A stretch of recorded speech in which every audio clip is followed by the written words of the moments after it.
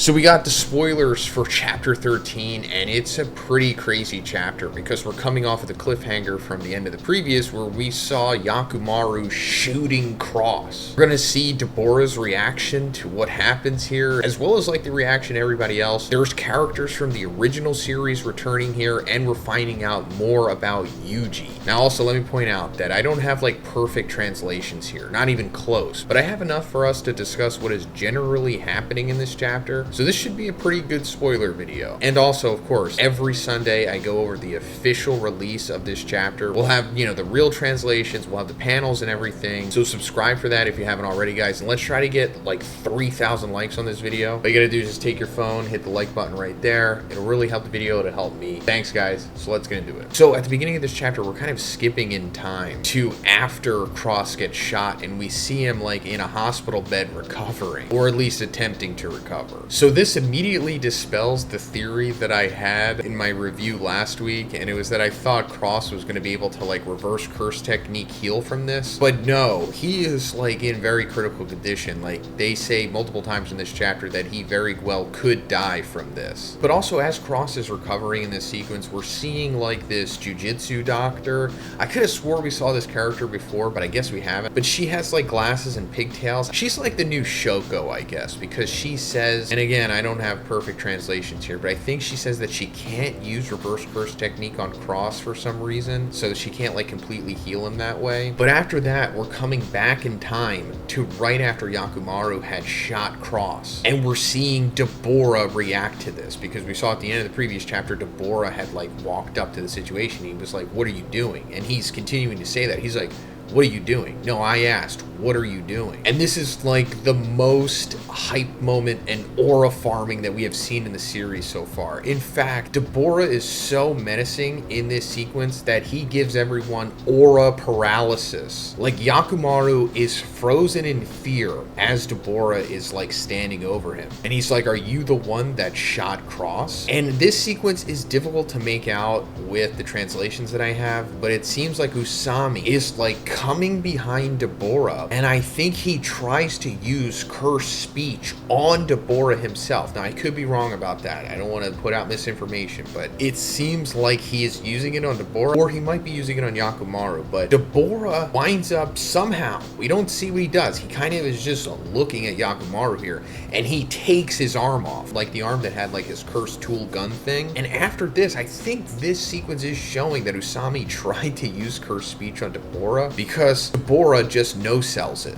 Like curse speech, like telling him don't move, it does nothing to Dabura. Like he can still move despite that. Now again, I could be wrong about that, but I think the other sorcerers are reacting to this sequence that way. Now I'm also skeptical about this because like why would Usami even try to do anything to Dabura? He, better than anyone, knows that Dabura is like the one above all here. But I do think that he's using it, and this is just a way to further show how unbelievably powerful Dabura is, aside from him just being hyped up verbally throughout the series, and him essentially being built up to be the new Sukuna, if not even more powerful than Sukuna at this point. It remains to be seen, but it seems like he is at least equivalent to Sukuna in power. But again, we'll be able to confirm this on Sunday once the official comes out. But what ultimately happens here is Dabura's like, "I'm gonna have to kill one of your subordinates because, you know, they tried to kill Cross," which we assumed was going to happen in last week's review. But Usami's like, "Oh, you don't have to kill anybody else, take me, I'll be the sacrifice." Like he's giving his life in exchange so that no one else can die, and so that they can kind of remedy this situation. And Dabura looks at Usami like pleading here, and it reminds him of Dora, and he kind of like respects that, I guess, and accepts that as a resolution, or at least a temporary resolution to this situation, and he kind of just walks away. Then after this,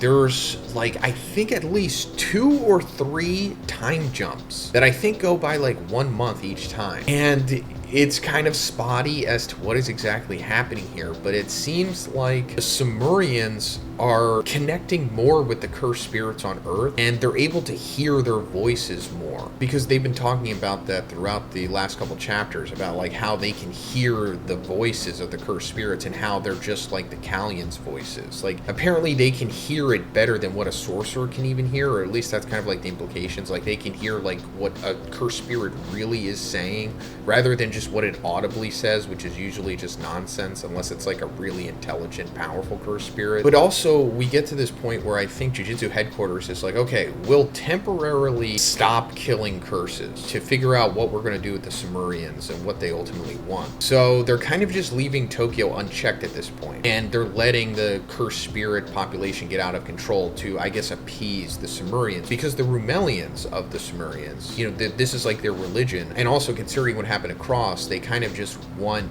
to have the cursed spirits as like their new Callian equivalent, essentially. I mean, to most of them, they're just indistinguishable. And then there's like another time skip, I think a month ahead, and then surprisingly out of nowhere, we come to Nobara. Yeah, like Nobara currently in the future, you know, she's got to be in her 80s at this point, I think. I think Jujutsu headquarters is like asking her about YUJI, because she says something along the lines of like, YUJI disappeared after Megumi's funeral. Again, this isn't like a perfect translation. I think this is what she's saying, but I don't want to make that 100% concrete. But I think that it's implying that Megumi is dead and that YUJI kind of just disappeared after his funeral because he didn't want to see anyone else closer to him die. Nobara also mentions here that YUJI doesn't age. I'm pretty sure she is directly confirming that in this chapter, which is what our speculations were when we saw like that panel of YUJI a couple chapters back. So yeah, YUJI doesn't age, and I guess it has to go into him being like that super cursed womb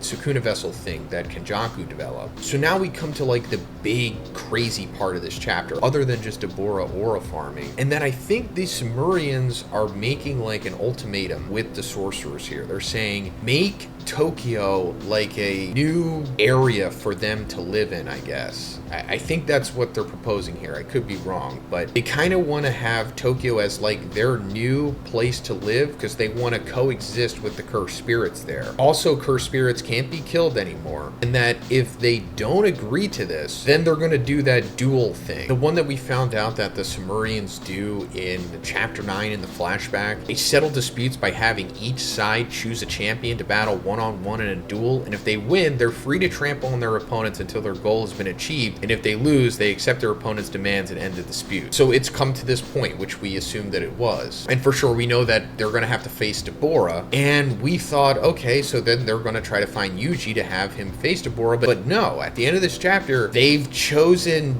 Yuka to fight against Dabura, I think, which is like, why pick Yuka? I mean, I know that she has like the brain tumor and she only has a couple months left to live. I mean, now that we've gone, I think 2 or 3 months into the future at this point, she only has a couple weeks left. But I'm really confused as to why they would choose Yuka, because she's not really that powerful, and they know how powerful Dabura is. So I just don't understand what's going on here. Let me know what you think about these spoilers in the comments, guys. If you liked the video, please give it a like and please subscribe if you haven't already. Have a great day, and I'll see you in the next one.